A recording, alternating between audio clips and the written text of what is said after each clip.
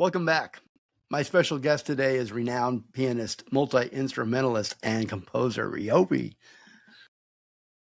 Hi. He was born. Hey, welcome. Oh, sorry. It's all right. Welcome, RIOPY. I'm happy to have you here. Jump in anytime. This is your Thank you for having me. it's your show. Okay, you're born in rural France in the 1980s. RIOPY spent his early years inside a secular cult, cut off from the outside world. The members lived in improvised shared structures with minimal possessions, and children were forced into labor and isolation, harsh discipline, and suppression of their individuality. RIOPY was not allowed to read books or experience any outside culture. There were no school lessons, and no one encouraged him to pursue music. Music was forbidden. But RIOPY was meant to make music. And on one of his brightest days, he discovered an abandoned piano. He didn't tell anyone of his discovery, and each day he visited the piano in secret. He taught himself to play instinct, improvising melodies, and the daily ritual was just for him.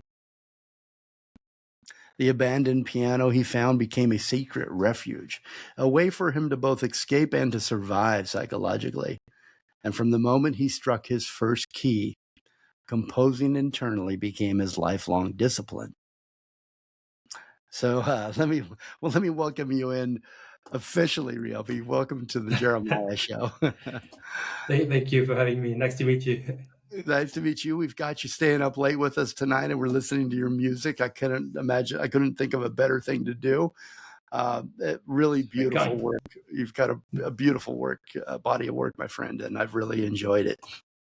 Thank you so much. I'm so curious, RIOPY, where did you discover the abandoned piano? So yeah, well, it's. I mean, long story short, when you are 2-3 years old, you don't remember everything. What I always say is, yes, the struggles were real, the court was real. It was very bad. Yes, it was very, very bad. The way you said it, I think was, very nicely narrated, but it's very hard because you grow up like this, right? It's all you know. So even today, when I look back and now I have kids, I'm like, oh my god, that was very, very bad. But either you're a victim or you thrive and you're happy. So for the piano, I don't remember really pictures or visualization of the piano. I remember a feeling. I remember a feeling of like a drop of water the first time I pressed a key. And I felt like, oh my god, this is going through my body. It's like, and then I was making, always music. Basically, that's how I started. Just, playing around with the keys and discovering the instrument, like exploring, basically. I was exploring the instrument, right? So, that's why I started making music. Did you say that you were 2 or 3 years old, do you think, when you discovered the piano? Yes. That's what my mother always said, when I was young, yes. And for me, I don't remember a time when I didn't play piano, even though when they took my piano away much later, I was making music in my head. It's not a passion. It's never been a passion. It's a need. It's always been a need. Right. I need it like, I need to drink water, right? I need to play piano. I need to make music. And so maybe my intro wasn't real accurate, where you discovered the piano young, but you continued to return to the piano through your adolescence and play it and learn it. Would that be accurate? Like, what do you mean? The relationship? Well, how did it develop? And if you weren't allowed to have music, how did you get away with that? So that's the thing. We were not really so we didn't have, CDs and speakers and stuff, and you can go and listen to music. None of that. But I had a small, later I remember having a small keyboard, that I could play.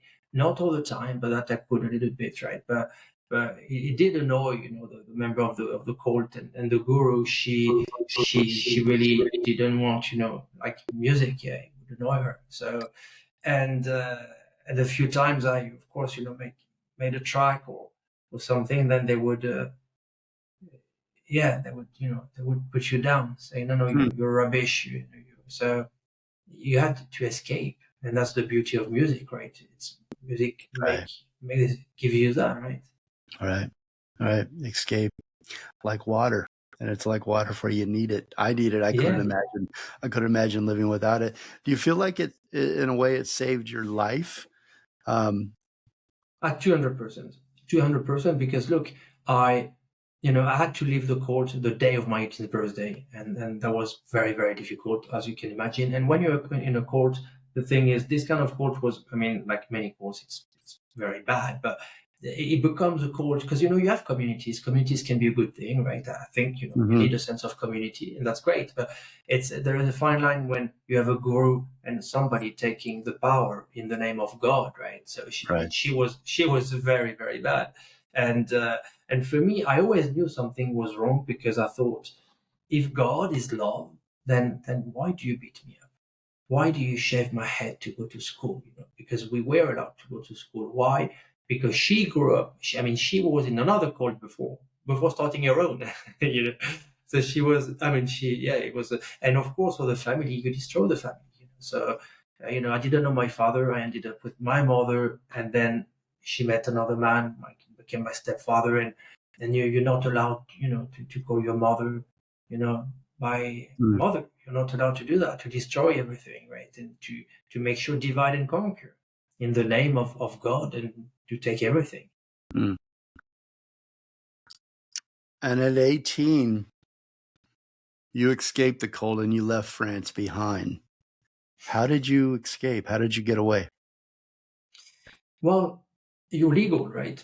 I was legal, Okay. legally. I could be on my own at 18 years old, and I was threatening them. I was like, do whatever you want to me, because it was very, very bad, and it was so unfair because nothing made sense, right?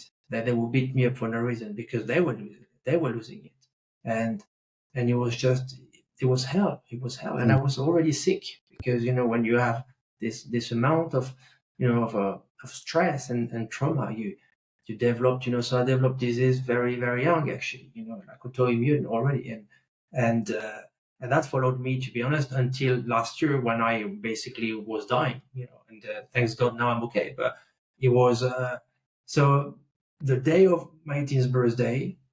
I went to it was actually a dentist, and I had so much stress. He said, "Well, your jaw, in a few years, you will not even be able to talk. There is so much stress that it's going to block."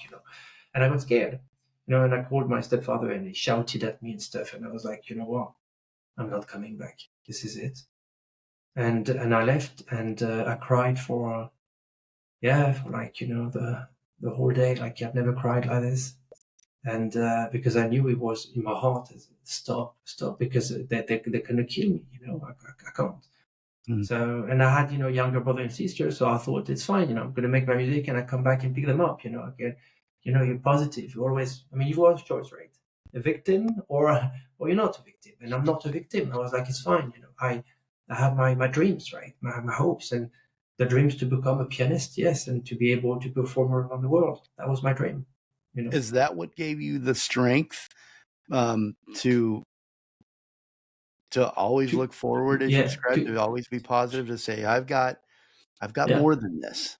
I can be more uh, than this. if Was I'm that very music? yes, yeah, to a level that is not, it's here. As a child, I knew. I was like, that's what I'm going to do. I was already, as I said, started playing the piano. I was like, that's what I want to do. That's and I will be playing around the world, and I will, that's it.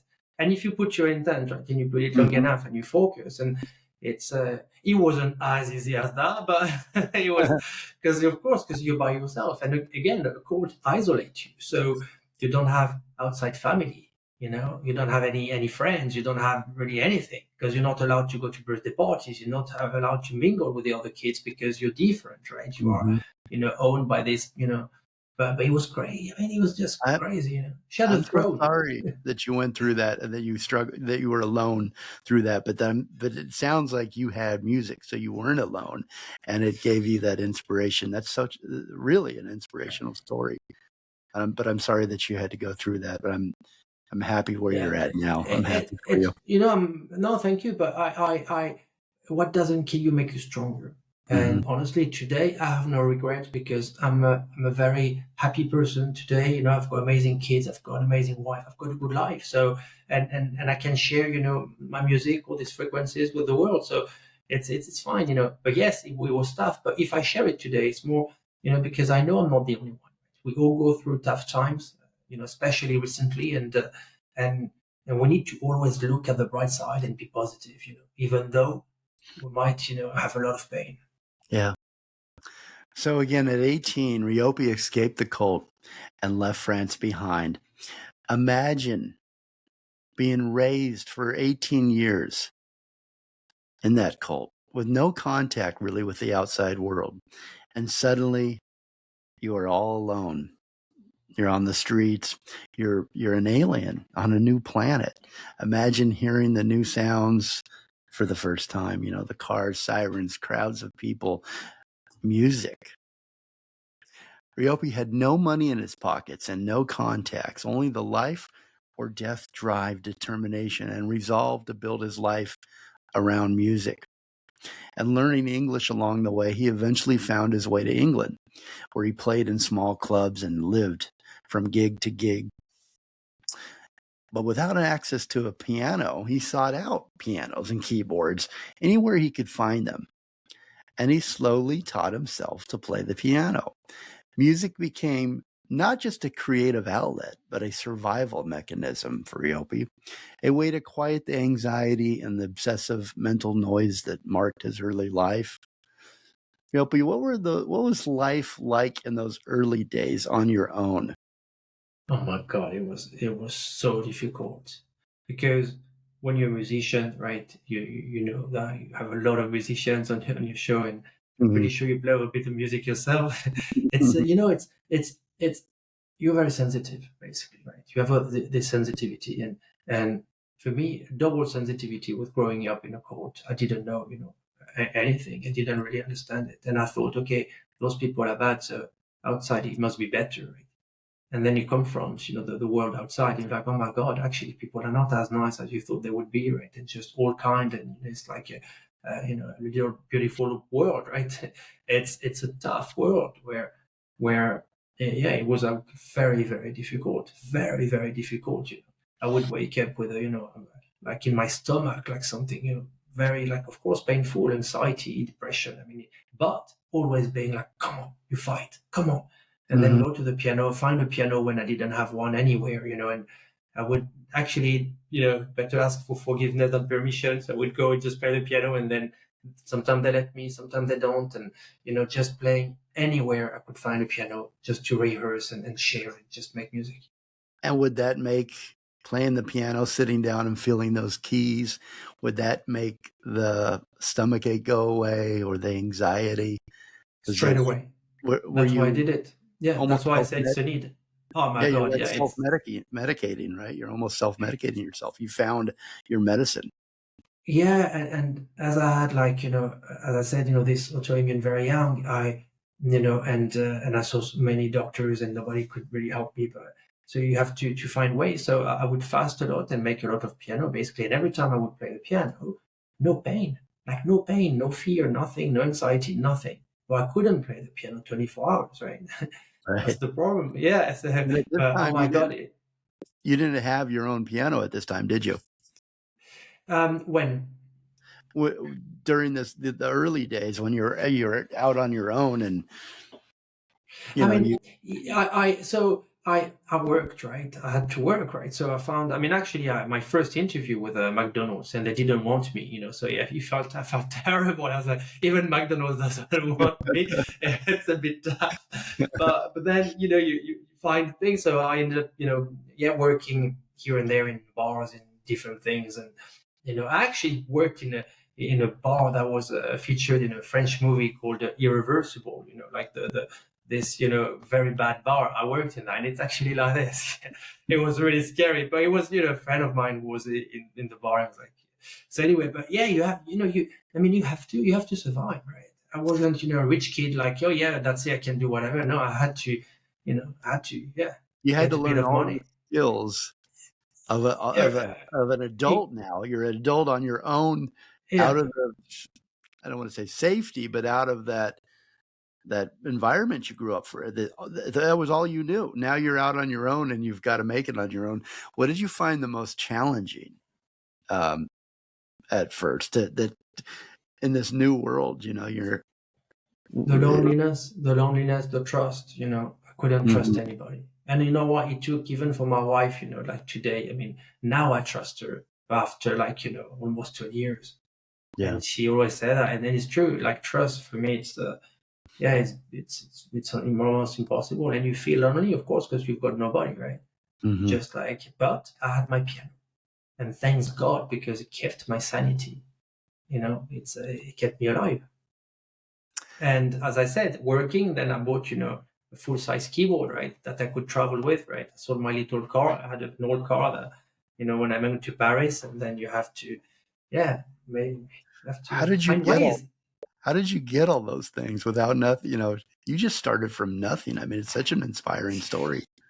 No, but because, yes, but look, like I think we live in a world we think we need a lot, but we don't, right? And another time it was also cheaper, but like I worked in summer with kids. I loved working with kids, so we're working just making a bit of enough, and then you buy the driving license, and then you buy a total car. I mean, at the time I paid my car, I think it was 1,500 or something, so and it was the price of my keyboard. So then when I went to Paris, I sold the car because I was like, I can take the tube, right, the metro, and then I got my little keyboard that I still have today, actually.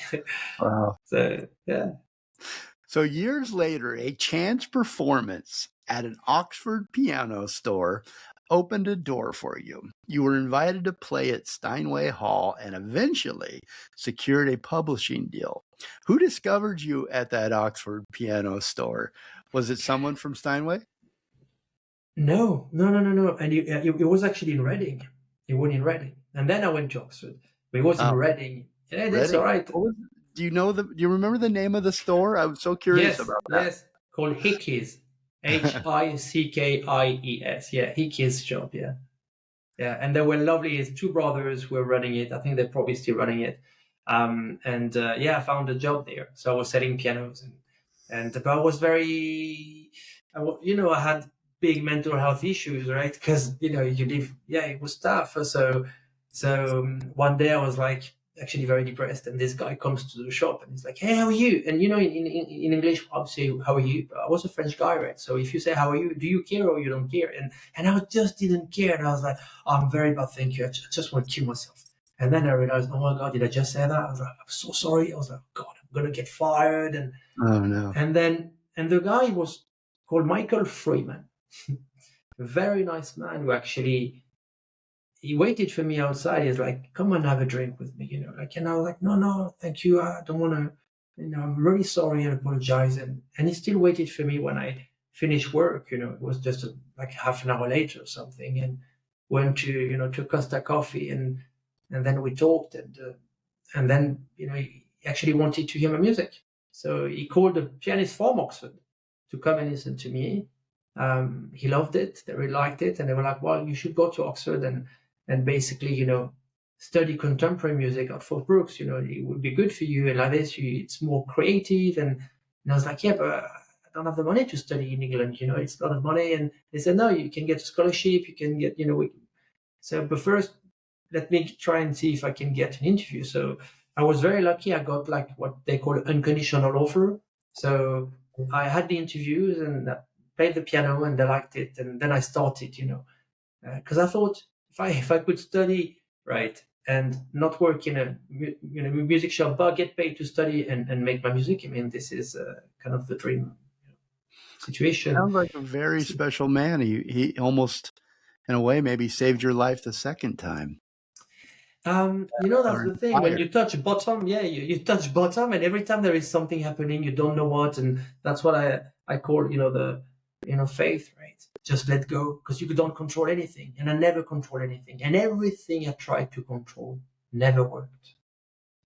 Well, you now have the prestigious designation as an official Steinway artist. Congratulations. Oh, thank you. That's quite a step up from your dusty, old, abandoned first piano, isn't it?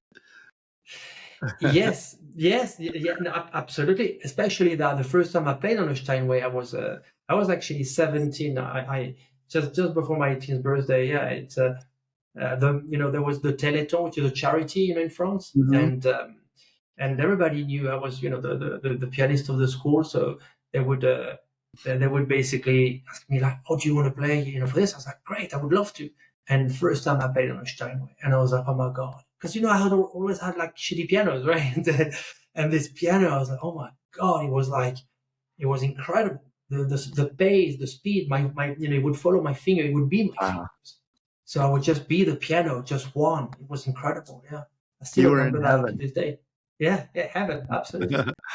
Well, you've said, that music was definitely a huge part of it to keep you afloat, and that I love this quote, "I really believe that the bad stuff that happens to you is also the good stuff that happens to you," and that really kind of sums up your outlook on life, doesn't it, Ryopi? It's like, it's what you've said, when something happens that's bad, you just gotta look forward and go, "I gotta keep moving forward. Yeah, I gotta and you keep learn, trying." right? You learn from it. Like Uh, if you don't and have then any, right? Yeah, yeah, you reflect back on that, maybe not right away. It's bad, it feels bad, and you wanna get out of it. But once you do and you look back and you've climbed out of that hole and you look back in, you can say, "That actually I learned something from that, from climbing out of that hole." absolutely, absolutely. It's the most important for me. That's why I don't have any regrets because regrets Mm, are they're not useful, right? But yeah. you learn and you grow stronger, right? The bigger the challenge, the bigger the reward. Sometimes the most simple quotes or the most simple sayings are the wisest. I mean, that was so perfect. Regrets aren't useful. It's as simple as that. I like that one too. Oh, so freedom for you came with its own chance encounters. Coldplay's Chris Martin recognized your raw talent and he gifted you a piano. And this became a turning point for you. Can you tell me about how that happened? Well, I mean, I don't know if it was a turning point, but it was, of course, something like extremely. I mean, it was Pretty incredible because, fantastic. yeah, for sure. I mean, it was a long time ago, but so I was invited to play a piece of music for this event in London, right? This members club, it was the arts club, founded by Charles Dickens, so like a very prestigious place, and it was in honor, I think, of Coach, with Gwyneth Paltrow and a few people. And I didn't really know much about this because I'm not really to this world, right? I'm just a musician, and so I got there, and I was obviously very very very scared because I had so much anxiety and so much. I mean, it was a mess, right? So I'm at the table with some girls from the or this magazine and stuff, very lovely ladies, and in the middle of the dinner, ding ding ding, we've got a special guest, Jean-Philippe RIOPY is going to play your piece, and I'm like, oh my god! So I stand up, I go to the piano, I play my piece of music, I play something a bit crazy, and because I couldn't play something, I needed to get out, right, to get my energy out because that channel, that's it, and I stopped playing. I finished the piece and silence, and I'm like, oops, oh la la, did I just fail miserably? And then I stand up, and then people applaud and stand up, and I'm like, oh my god, I was oh my god, that's really bad, and and I saw Chris Martin at the table, and I was like, whoa, so, and he made a sign like, oh, come and basically say, oh, thank you so much, that was amazing, like blah blah blah, and then he asked me to stay with them at the table, and I didn't want to bother because that's not the way I do things. I just so went back to my seat, and a few minutes later he came back, gave me a big hug, and yeah, that was something because Coldplay also had a little story with me. When I was with my shitty bringing, I the first Christmas out of my home, I was by myself, obviously, right? Because Christmas is with family. So, and I remember I was in Paris, right, in my little studio, and or somewhere, I don't even, yeah, in Paris, yeah, it was snowing, and I would listen, to the Coldplay's album, Parachutes at the time, like, Yeah. crying my eyes out, like, oh my God, life is so rubbish, but being so touched by the music because it was absolutely beautiful music. Yeah. That's a good story. So And then, happened that yeah. you got a piano out of your So friendship? because my manager at the time, he made a joke, like Chris was like, oh, I really want to help. Like, what can I do? And he said, oh, he could do with a piano. And then, so he got me a piano, yeah. But the thing is that people don't know, but now it's funny because there is prescription. It's such a long time ago. Is that, and he was very kind. He invited me to his gigs, so I went to his gig and stuff. And then the son was, oh, so how's the piano? I was like, oh, yeah, it's amazing. But I didn't have any money at the time. So I didn't have space to put it. So the piano kept, storage, for 2 years. Yeah. And then I got it. Oh, it's fine. Then I got it, at my place, and I recorded my first album with my piece "I Love You." That is on that piano because it wouldn't work in the studio. It wouldn't work, so I had to transform the whole, space. I had a big high ceiling for the piano to breathe, and we put like mattresses on the windows, that we to make the sound as beautiful and as I wanted. Like a sound studio. So "I Love You" is composed and played, recorded on that piano. We'll have to play that right now. Yes, I'm gonna have to put that in right now. Let's play "I Love You." What a great story. So you weren't honest. You're so honest. I love this about you right now. Like, you're so honest about what you're going through. So, but you were too shy to tell Chris that you had to store it because you didn't have enough money for a large enough apartment. You didn't tell him that? No, I mean, I didn't want him to feel guilty, right? I was like, because he's buying you a piano and he's, I mean, So right? Yeah. Because the next thing you do is get you a bigger apartment, huh? Sound studio. There you go. I love that. But especially, again, when you grow up like me, you don't take from people. You don't want to owe anybody anything. Stuff. Have you talked to Chris since? I mean, that's such a beautiful story. We got to pause here and just say how great that was. That an artist was supporting another artist in that way. That's such a great story. Yeah, it was very, very kind. Yes, absolutely. Yeah. Have you ever been able to thank him again later in later life? I mean, I saw him a couple of times, and he's very, very kind. But then after, he's a super star, and and yeah, that's it. And so are you. Now he helped you on your way. Okay, great story. So one of the things about your music is it is cinematic. I've even heard you describe it that way. Around that time, film producers discovered you and some of your pieces. You've been featured in major film trailers, global campaigns for films, and the cinematic quality of your compositions naturally carried into and spilled over into your solo recordings. And after signing with Warner Classics, I believe it was 2017, you released your debut album, RIOPY, the following year, and then the career just began to take off. Tree of Light, Bliss, Thrive, and Thrive Piano Works, and many of which charted internationally and earned you gold certifications, and you've accumulated hundreds of millions of streams and fans. So RIOPY's music has become particularly well known for its healing qualities. RIOPY openly discusses anxiety and depression and neurodiversity, and he began composing pieces using scientifically measured rhythms to help slow the mind and to promote calm. RIOPY, how did you discover the healing qualities that music can provide? I mean, you've described, you felt them early on. You needed the piano and the music like you needed water and sunlight and air. Was that where you discovered that they were healing, that there were healing qualities in music? Yes, for me, everything is sound and music. I think can kill and can actually heal. And for me, that was my approach to music. I've never made music, to be trendy, to be cool, to be famous. I made music from my heart. It's like each song is a code.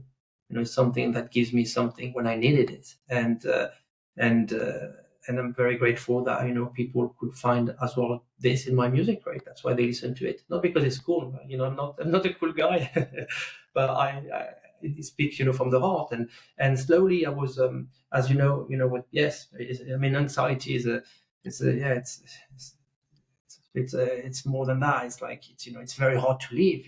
Like you can't even breathe, and your body gets sick, and it never stops. And then you want to be accepted as well. So of course, music industry, whatever, you end up drinking and this and that, and it's worse and worse and worse. And one day, I'm not a survivor anymore, right? I make a living, I should be happy, and I'm not happy. I'm still very, very depressed. I'm still very down, and I'm like, hey, it's okay, just carry on. And one day I basically collapsed on my floor, in London, and I'm like, can't carry on like this. It's impossible. So I stopped drinking, stopped smoking, stopped everything, absolutely everything, and I started, studying the brain and going to yoga every day, and basically, okay, I need to do something, and it's my brain. How do I do that? So I started studying, like researching. I think the first book I read was actually what's his name, the brain that wires itself. Deutsch. I can't remember his name. He's an American guy, a psychiatrist, I think. Deutsch, and he's got a brother as well. But anyway, so I find it was a fascinating book to see that the mind, is extremely powerful. And I was like, I know this. I know it is powerful. So how do I access it?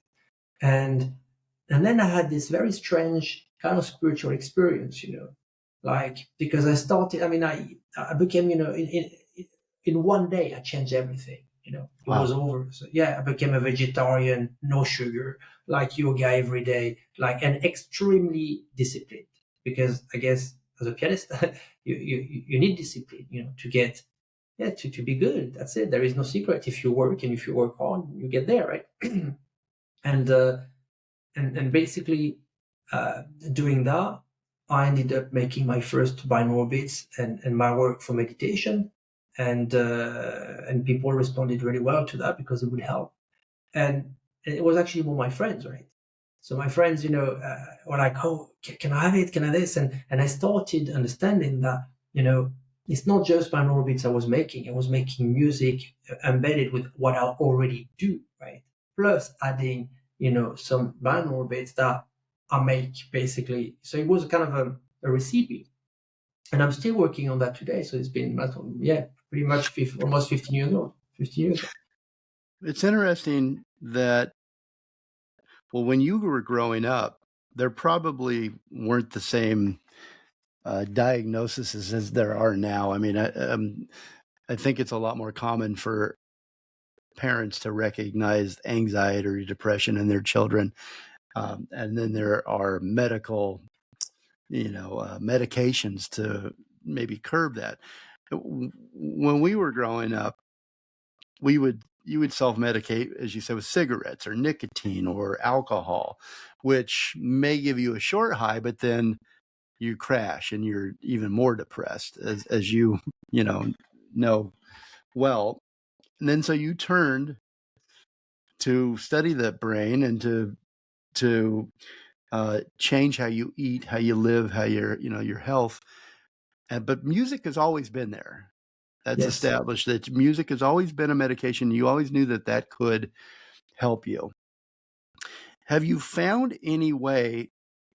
But it sounds like it's fleeting. Like if you're not playing, your mind can go back to its own worst demons. Which translates to a body breaking down, and I think everybody, this is a human condition that we all understand. Have you found a way to keep that feeling that music gives you and to extend it?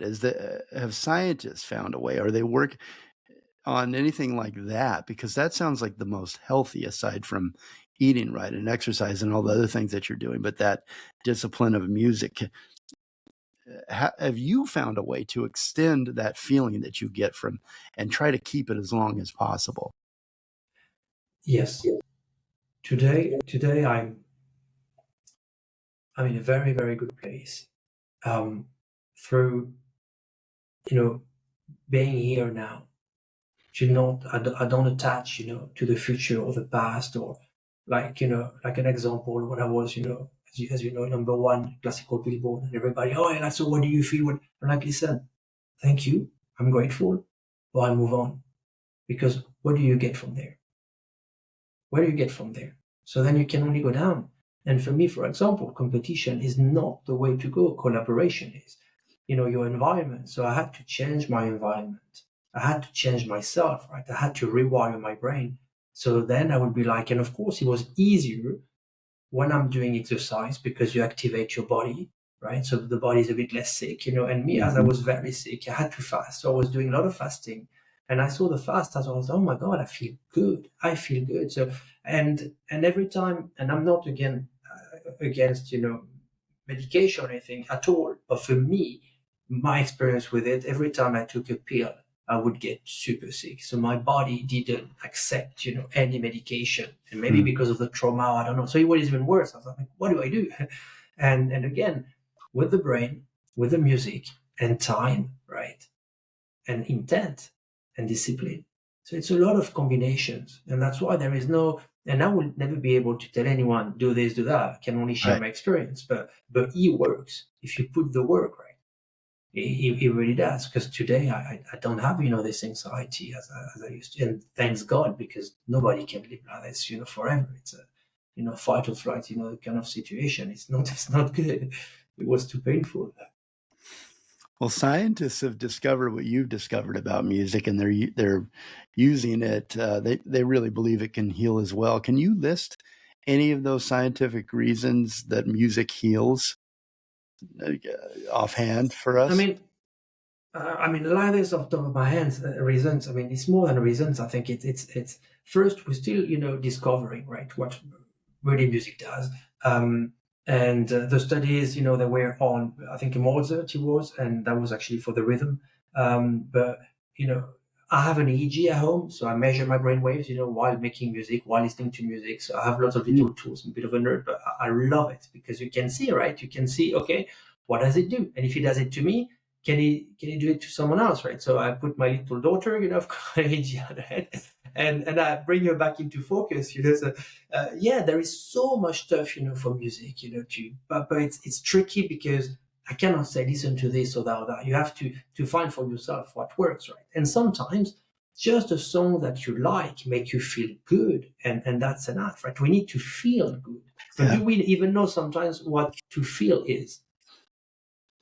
And do we need to know why? But would that ruin it? But I guess knowing why sometimes maybe remind you to go back to that feeling, or that thing that brings you pleasure, or gets the cobwebs out of your mind, or the dark clouds. Well, you began releasing music under the wellness-focused brand Tune Your Mind by RIOPY, through albums of meditations, soundscapes, and piano tuned to alternative frequencies.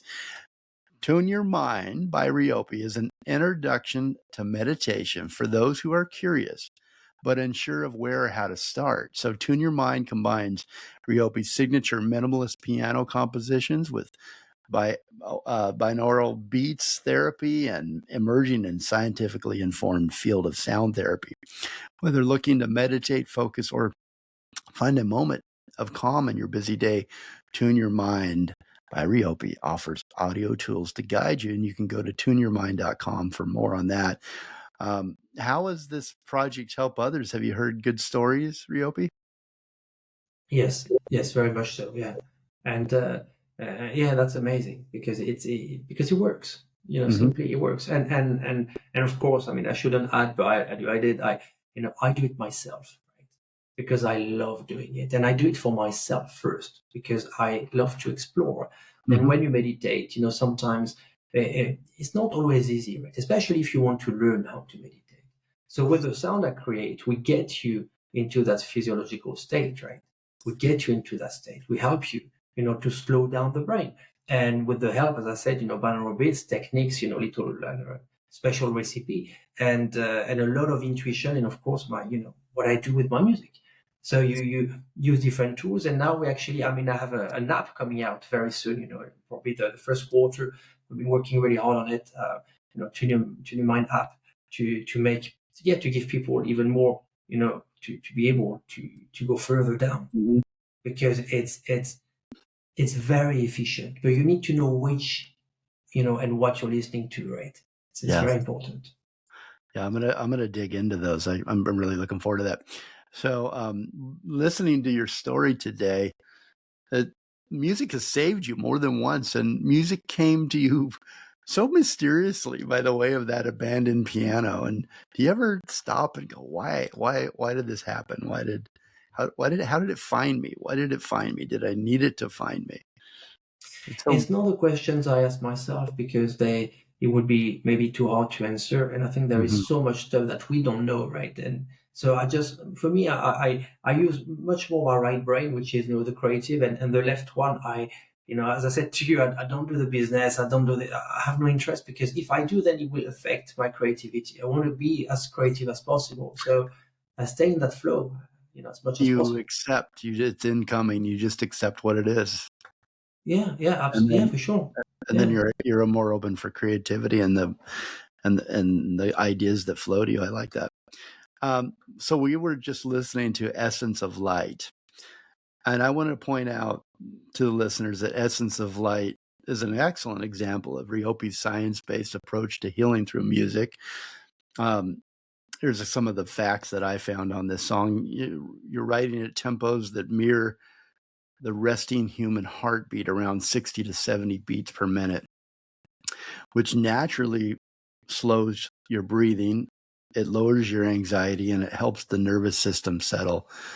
And you can feel that in this piece that we're listening to. The rhythm creates calm, while the melody gently lifts the mind out of tension. The opening arpeggios slow your breathing. The left hand grounding creates emotional safety in the piano piece here. The melody lifts you but never overwhelms you. And that pacing invites you inward, not outward. It carries the essence of survival without drama, and it feels like someone saying to you, you're okay now. And I think that's why this song hits so deeply. Essence of Light, beautiful song. Thank you. All right, so your breakthrough came with Tree of Light in 2019. It reached number 1 on the Billboard Classical and New Age charts and remained there for almost 3 years with the track as a Ukiyo? Yukio, yeah. Ukiyo, becoming certified gold in the U.S. I should know how to say that. I do a No, show it's all right. on Japanese. Japanese, yeah. Tell me about the origins and the meaning of Ukiyo. So there are different meanings, but the one that was useful for this is floating worlds, between two worlds, because that's basically what I believe in about my spirituality, right? It's about a world that we don't understand, that we don't know, but is there, because that's where you get, how to create, and you don't know why, you just escape, right? And you visualize, and it's just like, wow, through music. So that's why I called it Yukio. That's what it is. Yeah. Beautiful. Okay, so you've got success now. It's building, it's accumulating. You've got over 1 billion streams worldwide on by the start of 2025, and you've done collaborations, like I mentioned, with Lana Del Rey, and you partnered in global campaigns with Amazon, Calm, the Mental Health Foundation, and Peloton. You played out the sold-out venues wherever you went across Europe, North America, and Asia. And Amazon Music celebrated RIOPY as one of the most streamed classical artists with the Billboard in his honor, towering high over Times Square. That must have been surreal. And Yeah. at this time, when your career seemed unstoppable, your body gave way and you fought a relentless fight for recovery. What happened? It was absolutely crazy. One day, just like I can't move. My body like gave up.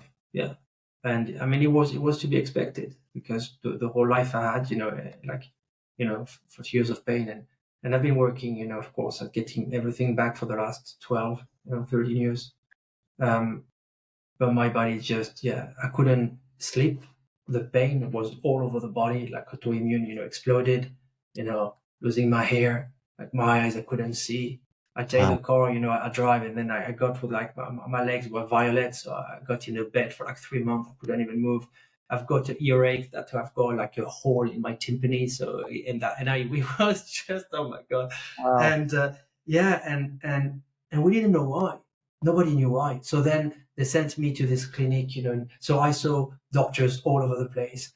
You know, we sent. I was sent to one of the best medical spa in Germany, if not the best, for 3 weeks, to put infusions. And so I was basically every morning at 6 o'clock, on a bed doing infusions, right? So like with a syringe in your arm for like 3-4 hours, and No diets and whatever. diagnosis? The mitochondria was down, the ATP levels were down, there was nothing, and they couldn't find, where the infection was, but there was infection. It's like, and then at the end of the 3 weeks, like, yeah, well, you actually, yeah, I was like, so I'm dying. It's like, yes, you're dying. Like, so what do I do? It's like, we don't know. And I'm like, and I'm like, okay. So then I went to another clinic in Switzerland, and then same tried, and it's like putting, pouring water into the swimming pool that has holes, right? Nothing would help, and they couldn't find what I had. And strangely, on the other hand, like the organs, like things are fine. And so then when people don't know, they like to blame you. It's in your mind, you're the problem. And I was like, no, I meditate, I'm very calm, I know what I'm doing. So they sent me to a cryotherapy chamber, right? I was like, yeah, I can do that to see, because if it's my mind, then I can't. And I sustained, one minus 180, degrees, Celsius, for 3 minutes, and my heart rate didn't move at all. I said, you see, I control my emotions, I control my heart, and for me, the heart is everything. As you said, about the 60 BPM, yes, it's a 0.1 hertz rate of frequency. It really works. It gets your, you have no stress, no anxiety when you are around 60. It's amazing. But so it was horrible, and of course music, trying to make music, but very hard because I only have one ear, that works, and I started basically making this album, Beloved, like this, right? Because I was like, oh my god, when you're dying, you just don't care anymore. You're just like, wow. And I was only thinking of my family, my kids, right? I was like, God, what am I gonna do? So I was actually preparing, everything, testament and stuff, and I have 3 little kids, and my little son, he was like 1 year old, not even 1 year old. So it was just horrible, It was very, very, very tough. So try to make music because I want, for sure, as always, music saves me, and slowly I was doing a lot of humming, and I started singing, and I would hum, these melodies over the piano, and it would make me feel something good, and it's funny because I was in meditation once, and I saw something around my neck, going down to the gut, and it was red, I saw this as kind of holographic, weird, and then I was like, oh, let's check, what could that be? And it was my vagus nerve. And then I was researching, and I was like, so actually the humming I was doing is good for my vagus nerve. And the singing is also good for the vagus nerve. Oh, so... And you had never sang on an album before. You never recorded your voice, right? There is a reason for that. I don't know if you knew that reason. No, I don't. Not in the research. No, maybe because I didn't really. Well, I missed one. As I've had enough, stuff, growing up, it's not something I shared, but now I can actually share is, look, I was 15 years old, and the guru took my piano away from me, right? And you know how she did that? She came to me, she was like, hey, Jean-Philippe, ask God what we do with your piano, and I'm 15, she's just in front of me with all the dicey disciples, like all these people around. I'm like, oh God, So of course I said, well, God asked me, told me that we need to sell the piano. And she was like, good, exactly, that's what we need to do. So they sold the piano, I was 14, 15. And I was like, you fucking bitch. Sorry, I shouldn't say that, but it was like, it killed me. It really killed me. And I was like, and then they put me in a boarding school to punish me, but it was actually freedom. And I got a piano there because I asked the director to a piano. I was like, you need 300 signatures. if you sign a petition, I get the signatures. I went to everybody. 2 weeks later, I had a piano, and then it was my home. So I was like, there you go. So I got her. I was very, very, very glad. And then I played the Teleton. I told you, the Steinway. Someone was looking out for you. Someone knew you always needed a piano, and they found one for you. Yeah, the piano keeps finding you. Absolutely. But when I was, again, so no piano at home, but you know what they did? They bought my little brother a guitar. And I was like, that's so mean, right? You take him a piano away, you get him a guitar. So what I did, because I was not allowed, obviously, I was the only musician in the family, but I'm not allowed to touch the guitar. So what I did, at night, I would sneak out, and we had a little pond, and I would basically go, to the pond and take the guitar. And naturally, the guitar holds the voice, so I would hum and sing basically, and I really liked it. And what I did, I sent it, not telling anyone. I sent it to this French TV, right? And they called, they found my name. They called, the house, and the guru was like, "Yeah, you should go," because she was thinking of the money, because that's what guru do, right? They want to take the money and control everything. So I went to Paris. My mother took me for the last audition before, going on, onto the TV. And they asked me to sing because I was actually chosen for my voice, believe it or not, at 15, right? And I lost my voice. I couldn't sing. I had too much trauma. I never had any training. I was just, I do everything by the heart, right? So, and again, I was extremely stressed. I was like, I didn't have any, it was impossible. And they made fun of me. You've got this glass, in the recording studio, and they're literally like, they made fun of me. They all laughed like if I was like this. And of course, as I'm a bit of an empath, it killed me. It just like, and my mother, obviously, because she has no empathy, then of course she said, "Why do you complain? You got what you wanted and stuff." Because then she had to report to the guru saying, what, he failed. So then, I was a failure. So it was just, oh my God, it was horrible. And then bring home any money. Yeah, exactly. So I never sang again, ever. And today I'm 42. So basically, more than almost 30 years later, I was like, because I was doing it, naturally at home. And again, I was dying. So I was like, I don't care. Yeah, I have something to say. I need to say it. I let go. And it felt good. It healed you, right? By doing this, it healed you by singing and discovering a new layer in music. Another time that music comes to the rescue and helps you. I mean, if I'm very honest with you, yes, he helped me a lot. But I think he also gave me time, because that's why I was like, it's only love, be love, just be love. It's the only way to be. If we're love, right, with the people around us, with everybody, just be love, because that's what can save me and the world. That's what I thought. But it was actually worse than that, because then I could survive, but I still had this problem that wouldn't go away. This death. So I ended up in Central Africa, and I was healed by actually a shaman with a plant in Central Africa. I spent 1 month there. It sounds crazy, but it's the truth. And that plant actually saved my life, because then I took it, and the next day, and after a month, I could jump, I could laugh, I was like, oh my God, I'm alive fully. And there, he said to me, the plant does one thing. It asks you, be love. And I was like, I called my album Be Love. And he was like, that's what it is. And then on the way back, on the plane, I wrote all the lyrics. I wrote absolutely all the lyrics on the plane, and I went back to home. And then so I was in London, and I started recording. And in the meantime, I actually got malaria, and I recorded all the lyrics on malaria with like 42 degrees of fever, and it was a bit crazy. It was really crazy, but again, singing. singing. I should have died of malaria because I ended up in the emergency room, like 3 days after my recording. And they said to me, but you could have died. I was like, well, I was actually singing, and recording my lyrics, and that definitely helped again, which is really funny. So yeah, that's the full story. Well, that's a great story about this album, the new album, Be Love.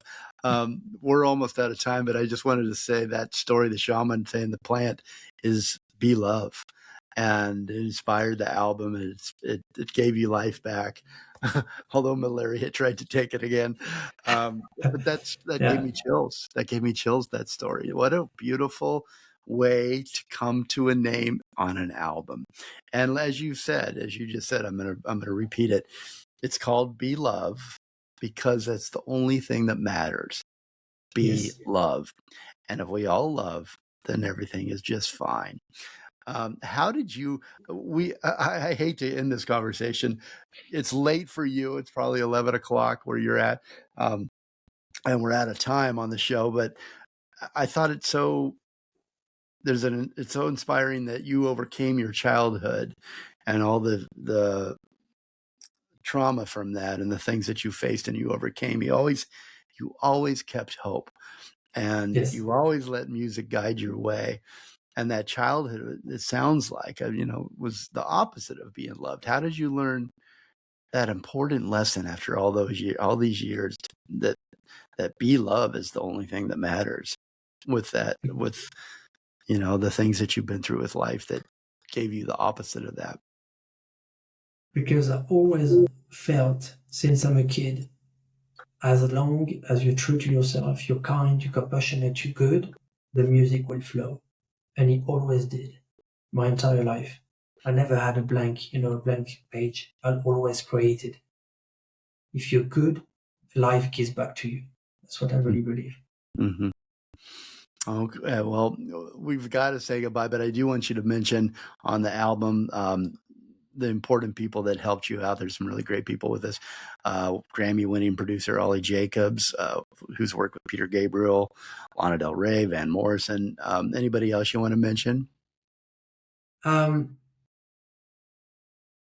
Sorry, top of my head. Then I'm like, well, I'm going to forget somebody over myself. But no, thank you to my team as well, because it wasn't easy, right, to deal with somebody who's sick, who's not. It was very, very difficult for everybody, but it came around. So yes, thank you to everybody that made this possible. And by the way, you never succeed by yourself. You always people around you. So it's very important. Yes. And you've got a great team. I just love your music. Resilience often comes in small steps, RIOPY says. Sometimes we imagine it as this huge, powerful force, but in truth, it's made up of tiny acts of courage and choosing to keep going when it would be easier to stop. You admit to struggles, to fears, to days when you doubt all of it, RIOPY, and I appreciate your honesty here. I think it will help many of the listeners out there, and it's helped me. I did want to say, just a side note before we say goodbye, at the beginning of this interview, I had a cough, and I just kept coughing, trying to talk to RIOPY here, and he said, hum. That will get rid of the cough. And have you noticed, RIOPY, I have not even had one bit of a cough at all, not even a tickle. So thank you for that. That's amazing. There you go. That's amazing. Humming is very I even have a tuning fork because I record everything in 432 hertz, right? We haven't had the time to, and the Beloved is in 432. So I've got my tuning fork put in my ear, and then I the 432 and 216, which is alphabet, and it feels really good. So humming is very good. Yes. Yeah, it worked. I mean, it's like a miracle. I love it. All right, so we're going to say goodbye. Unfortunately, this has been one of the best conversations I've had in a long time. Today, RIOPY is recognized as one of the leading voices in contemporary neoclassical piano music. He's touring internationally, and he's inspiring millions with a message rooted in his resilience and mindfulness and the liberating power of self-expression. What do you think life has planned for you next, RIOPY? This is my last question for you. I live day by day. Day by day, making more music, being happy. Because otherwise, you try to control and then you're always disappointed. So at least right now, I'm very happy. So I carry on doing that. Well, you're a wise man, and thank you for your time today. And so the story continues. One man at a piano, one voice rediscovered, one truth repeated in every note. Be love. Follow RIOPY on RIOPY.com. It's spelled RIOPY.com. You can find them also on Instagram, Facebook, TikTok, and YouTube. Be Love album. You can pre-save it now. Go to, I'm going to put the link in the podcast here, but I'm going to also give it to you. RIOPY.ink, like ink, .2 /Be Love. You can also find that in the podcast copy if I spoke it too quickly. Pianist and multi-instrumentalist composer Jean-Philippe RIOPY, known to the global audience everywhere as RIOPY, has been our special guest today. His new album is Be Love, January 16th, 2026. It's out. Pre-save it. From chart-topping pianist and composer, RIOPY comes Long Way Home, a powerful single from his upcoming album, Be Love. RIOPY steps into new territory with the single, using his vocals on a record for the very first time, a breakthrough sparked by recent collaboration with Lana Del Rey and fueled by the healing power of singing. Long Way Home is coming up next. We're going to play it in its entirety. I also wanted to point out Tune Your Mind by RIOPY is an introduction to meditation for those who are curious but unsure where or how to start. So Tune Your Mind combines RIOPY's signature minimalist piano compositions with binaural beats therapy. I have a hard time with that word. An emerging and scientifically informed field of sound therapy. Whether looking to meditate, focus, or find a moment of calm in your busy day, Tune Your Mind by RIOPY offers audio tools to guide you. Go to tuneyourmind.com. Last thing I want to shout out there is the Jeremiah Show airs Monday through Friday, 10 a.m. to 12 p.m. on Radio Evolve Rocks in Santa Barbara. We're also on 12 other radio stations around the globe. You can find those all on our website. And Spin the Globe. Explore live radio by rotating the globe on Radio Garden at radio.garden. Tune in, listen more, and evolve. Here is, with no further interruptions, Long Way Home. RIOPY, thank you so much, my friend. Thank you. Thank you so much. Cheers. Thank you for the gift of your music as well. Long Way Home. Here it is. Communicate and evolve. We'll be back next week. Enjoy your week.